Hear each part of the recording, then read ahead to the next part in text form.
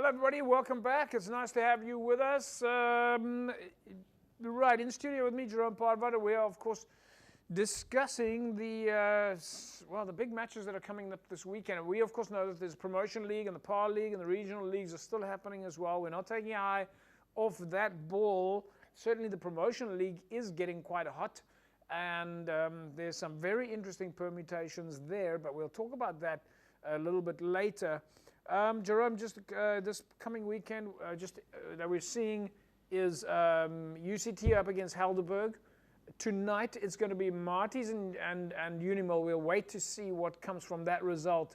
The winner of that match tonight is going to be playing against Villages.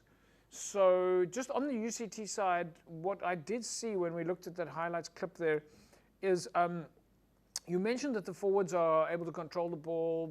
Not control the ball, but that the forwards are playing a strong brand of rugby. But the last part of that clip there was the kind of thing that I've seen a few times in the league matches is that our teams are getting the ball, then they're dominating it, and then they lose the ball. That's obviously something that you can't do. You can't lose possession once you've got the ball. I'm not sure if it's slippery hands, if players are in a rush. But yeah, I thought I'd just get your thoughts on that.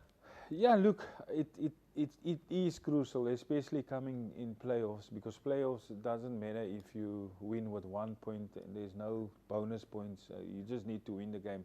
So it is true what you say. So obviously the handling, the areas of the field that you play in, it's become important, and also the patience that you have to, because if you just throw the ball around and you make a mistake, the opposition can go score and they can punish you. So you have to have more patience, and you have to sort of not relax, but control the game more, especially up front, and play it up with your forwards, make the right decisions. The backs make the right decision when to play wide, when to keep it tight with the forwards. So it's going to be more tactical game, I think, this weekend, and you can't afford to make mistakes. Well, I was going to ask you about that mistakes things. When you're talking about mistakes, you basically want to, because we see it, we even saw it in the World Cup now. We'll talk about the World Cup and the Springboks in a second. But 50-50 passes is what we're talking about. Is don't take a chance. If you've got the ball, you can score tries when you've got the ball. You can't score tries if you don't have the ball. Yeah, exactly. And also you can, by having the ball, keeping the ball, you can milk a penalty, because surely the refs are quick to show if a team is offside, or at the breakdown if the team goes off their feet. It's all about kicking. Yeah. And talking about the World Cup, if you look at the England game against Argentina, where the fly-off of England, 4 drop goals, because it's like a final. So it's just to control the game and just play in the right area. So it's coming to points like play for penalties, keep your patience, and just hold on to the ball as long as you can. All right, Villages played against Unimil a few weeks ago. Villages is one of the teams that is now playing this weekend. They're waiting for the result between Marties and Unimil tonight to see who they play. Folks, let's take a look now. Highlights: Villages against Unimil. This was, of course, played at Unimil home ground.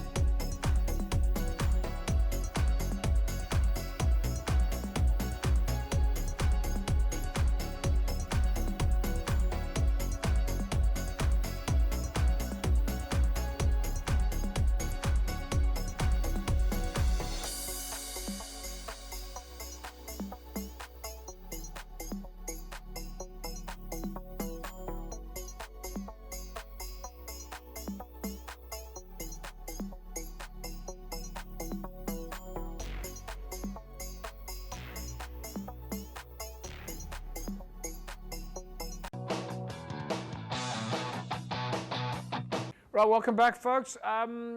Let's quickly take a look at the fixtures, of course, coming up this weekend at City Park, starting at, I think the first game is scheduled for 1:30 this afternoon, or at least on Saturday afternoon.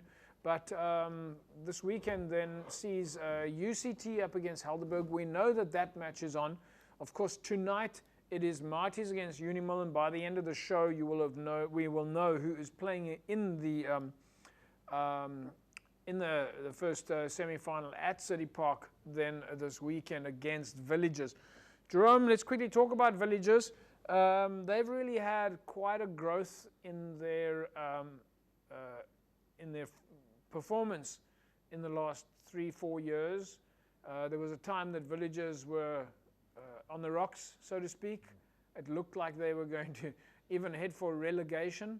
They managed to avoid that space. Since then, they've managed to bring a lot of players, new players, into the Villagers space, and it looks like it's worked for them from a log point of view. Don't know if it's working for them from a club point of view. I think that is another discussion, and there's many people that will whose flags will go up when we ask whether or not it's working from a club point of view. But from a log point of view, it's got the results on the board. Yeah, obviously, you can see as the games progress and the longer they play together, because they got a lot of new players in the beginning of the year, but you can see how they grow as a team, and that's why, and a lot of experienced players that they got in. Yeah. So with that experience, it's tough to play against them, because that guys, and if that guys last 80 minutes, they can even more, because a lot of ex-provincial players, sometimes there's some Springboks playing for them. So I think it's tough playing against them, but I mean the playoffs, anything can happen. So let's just look at that. For Villagers, they know they're playing on Saturday. But they won't know who they're playing against. They're waiting to see the result, if it's going to be Marties or Unimil. How much will that affect their game on Saturday? Look, I think they're fortunate to be off, and obviously their people will be at Stellenbosch tonight to go and watch the game. Yeah. But they're resting. The guys playing tonight, whether it's Marties or Unimil, that game, I think, is going to come down to the last second of the game. It's going to be a tough game tonight. So it's going to take a lot of energy from both their teams. So it's going to be how they going to manage you can't actually manage your bench, because you need to win the game. And you can't think of Saturday, because you need to win the game tonight. So it's going to be a tough one for both of them to play on Saturday again. Yeah. So when we come back from the break, I want to start looking at the dynamics of playing at City Park, because for none of these teams, it's a home game.